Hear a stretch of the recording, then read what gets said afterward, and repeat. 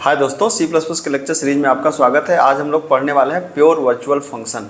तो pure virtual function के through हम लोग अब्स्ट्रैक्ट क्लास को बना सकते हैं। सी प्लस प्लस में कैसे बना सकते हैं, आइए इस बात को देखते हैं। पहले समझते हैं कि इसकी ज़रूरत क्या है। तो अगर कोई ऐसी क्लास, जैसे यहाँ पे लिखा है कि if a function doesn't have any issue in the base class, मतलब कोई ऐसा फंक्शन आप बनाना चाहते हैं जिसका बेस क्लास में तो काम नहीं है लेकिन उसकी डिराइव्ड क्लास में उसकी ज़रूरत पड़ने वाली है, तो ऐसे मेथड्स को बोलते हैं, ऐसे मेथड्स को हम बना सकते हैं प्योर वर्चुअल फंक्शन। और किसी भी क्लास के अंदर अगर कोई एक प्योर वर्चुअल फंक्शन है तो क्लास क्या कहलाएगी? Abstract class. और किसी भी प्योर वर्चुअल फंक्शन को डिफाइन करने का तरीका क्या है? वर्चुअल रिटर्न टाइप, फंक्शन का नाम इज इक्वल टू जीरो। याद रखिए, इज इक्वल टू जीरो देने का मतलब ये नहीं कि हम फंक्शन की वैल्यू को जीरो दे रहे हैं, बल्कि इसका ये वर्चुअल मेथड को डिक्लेयर करने का एक तरीका है। मतलब प्योर वर्चुअल मेथड को डिक्लेयर करने का एक तरीका है, इस बात को याद रखिएगा, ठीक है। अब आइए इसको एग्जाम्पल के द्वारा हम लोग समझते हैं। जैसे मान लीजिए कि आपने एक क्लास बनाया, आपने कहा एक क्लास है सेव, ठीक है। इस क्लास के अंदर क्या है, एक चूँकि हमें प्राइवेट वेरिएबल को यूज़ करना है सब क्लास में, इसलिए हम इसको बना रहे हैं प्रोटेक्टेड, ठीक है। तो प्रोटेक्टेड के अंदर मैंने कहा कि एक वेरिएबल बना डायमेंशन नाम से, और यहाँ पर एक दो मेथड बनने हैं पब्लिक सेक्शन में। एक तो है वाइड गेट डायमेंशन, मतलब गेट डायमेंशन, और गेट डायमेंशन में हम क्या करेंगे, डायमेंशन को मांग लेंगे। जैसे हमने कहा कि एंटर डायमेंशन, ठीक है। यहाँ पे डायमेंशन को आप रीड कर लीजिए और यहाँ पे सी इन कर लिया आपने डायमेंशन। और यहाँ पे एक मैं प्योर वर्चुअल फंक्शन बनाने वाला हूँ जिसको मैंने कहा वर्चुअल, और रिटर्न टाइप फ्लोट होगा, मान लीजिए एरिया। तो मैं एरिया कैलकुलेट करना है इस डायमेंशन का, लेकिन वो प्योर वर्चुअल फंक्शन है, मैंने इसकी वैल्यू कर दिया जीरो। यहाँ पे मैंने इसको डिफाइन कर दिया, ठीक है। मतलब ये हमारी सुपर क्लास है जिसके अंदर एक डायमेंशन है, डायमेंशन को हमने मांगा और एक प्योर वर्चुअल फंक्शन बना दिया एरिया। एरिया को हमारे जितने भी चाइल्ड क्लासेस बनेंगे वो उसको डिफाइन करेंगे। तो जैसे अब एक नई क्लास बनी, क्लास का नाम क्या है, मान लीजिए हमने इसका नाम दे दिया स्क्वायर, ठीक है। जो इनहेरिट कर रही है किसको? इनहेरिट कर रही है सेव क्लास को, ठीक है। अब स्क्वायर क्लास के अंदर क्या है, हमने कहा है कि चूँकि एरिया को डिफाइन करना है तो फ्लोट एरिया, और हमने कहा कि स्क्वायर की एरिया क्या होती है, तो स्क्वायर की एरिया होती है डायमेंशन इंटू डायमेंशन, मतलब साइड इंटू साइड होती है। तो डायमेंशन हमारा साइड है, साइड इंटू साइड हमारा कैलकुलेट हो गया, रिटर्न कर दिया।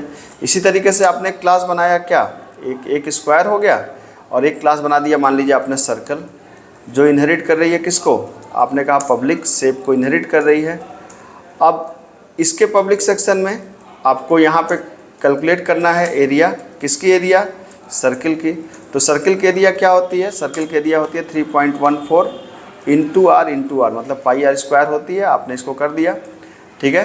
तो आपके पास क्या क्या हो गया, आपके पास स्क्वायर की एरिया हो गई और आपके पास सर्किल की एरिया हो गई। मतलब जो वर्चुअल फंक्शन आपने बनाया था कहाँ पर, ये एरिया को हमारी दोनों चाइल्ड क्लास ने इस एरिया को यूज़ कर लिया है, ठीक है। अब मान लीजिए कि हमने क्या किया कि यहाँ पर एक बनाया हमने स्क्वायर क्लास का ऑब्जेक्ट SOBJ, और एक बनाया हमने सर्किल क्लास का ऑब्जेक्ट SOBJ, ठीक है। स्क्वायर क्लास के लिए SOBJ, सर्किल के लिए COBJ, ठीक। अब हमने कहा कि यहाँ पे हमने कहा कि एंटर साइड ऑफ, पहले मैं मान लीजिए स्क्वायर की बात कर रहा हूँ, साइड ऑफ स्क्वायर, ठीक है। और यहाँ पर हमने क्या कर लिया, सी इन तो नहीं, हमने सीधा कहा S ऑब्जेक्ट डॉट क्या था, गेट डायमेंशन। और फिर हमने कहा कि area of /n, area of क्या, स्क्वायर, ठीक है। यहाँ पे आप क्या कर सकते हैं, S ऑब्जेक्ट डॉट, यहाँ पे फंक्शन को कॉल कर लीजिए, कौन सा फंक्शन, एरिया फंक्शन कॉल हो गया आपका, ठीक है। तो ये आपने कहा कि S object dot area function call कर लिया आपने, ये किसके लिए, स्क्वायर के लिए। उसी तरीके से अगर हमको कॉल करना है किसके लिए, सर्किल के लिए, तो मैं यहाँ पे फिर से कर सकता हूँ। इसको मैंने फिर से कहा एंटर, यहाँ पे मैंने क्या कहा, radius of circle, radius of हमने कर दिया सर्कल, और यहाँ पे सर्कल का एरिया ले लिया। और यहाँ पे हमने कहा कि एरिया ऑफ, यहाँ पे हमने बदल दिया किसका, area of circle. Function same रहेगा लेकिन यहाँ पे ऑब्जेक्ट बदल जाएगा। यहाँ पे S ऑब्जेक्ट की जगह क्या हो जाएगा, यहाँ पे हो जाएगा हमारा C ऑब्जेक्ट, और यहाँ पर भी हो जाएगा कौन सा, C ऑब्जेक्ट, क्योंकि हम लोग बात सर्कल की कर रहे हैं। तो आप देख सकते हैं गेट डायमेंशन दोनों में कॉमन है, लेकिन एरिया की डेफिनेशन बदल जाएगी जब हम लोग इस एरिया को स्क्वायर ऑब्जेक्ट के साथ कॉल करेंगे तो उसका काम अलग होगा, जब इसी एरिया को सर्कल ऑब्जेक्ट के साथ कॉल करेंगे तो इसका काम अलग होगा। आइए इसको देख लेते हैं। ठीक है, यहाँ पर 3.4 इंटू, अच्छा डायमेंशन इंटू डायमेंशन होना चाहिए था ना, क्योंकि हमारे पास क्या है, हमारे पास डायमेंशन है यहाँ, तो ठीक है। ठीक, तो ये हो गया आपका, हमने इसे रन करा दिया। अब देखिए, तो यहाँ पे इंटर डायमेंशन, जैसे हमने कहा कि साइड ऑफ स्क्वायर, तो साइड का जो इंटर डायमेंशन हमने कितना दिया, हमने दिया 2, तो आ गया एरिया ऑफ स्क्वायर कितना आ गया 4। इंटर रेडियस ऑफ सर्कल, ठीक है, तो इंटर रेडियस ऑफ सर्कल हमने दिया मान लीजिए 5, तो हमारे पास एरिया ऑफ सर्कल 78 आ गया।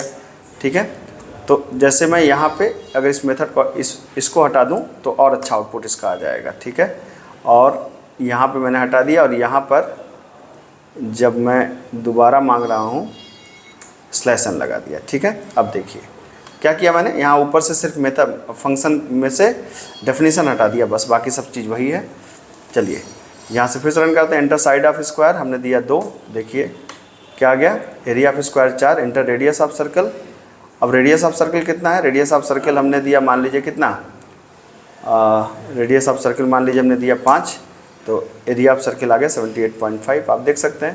तो यहाँ पर जो ये फंक्शन था, ये चूँकि सारे मेथड्स में रीडिफाइन करने की ज़रूरत थी, इसीलिए इसको क्या बोला गया, प्योर वर्चुअल फंक्शन। और चूँकि इस क्लास के अंदर इस क्लास के अंदर एक प्योर वर्चुअल फंक्शन है, इसीलिए इस क्लास को आप कह सकते हैं अब्स्ट्रैक्ट क्लास इन C++। तो ये एक अब्स्ट्रैक्ट क्लास हुई क्योंकि इसके पास एक प्योर वर्चुअल फंक्शन है। बाकी आप देख सकते हैं कितना बेहतरीन सिंपल सा एग्जाम्पल है। होपफुली बात आपको समझ में आई होगी। मिलते हैं अगली क्लास में। Thank you so much.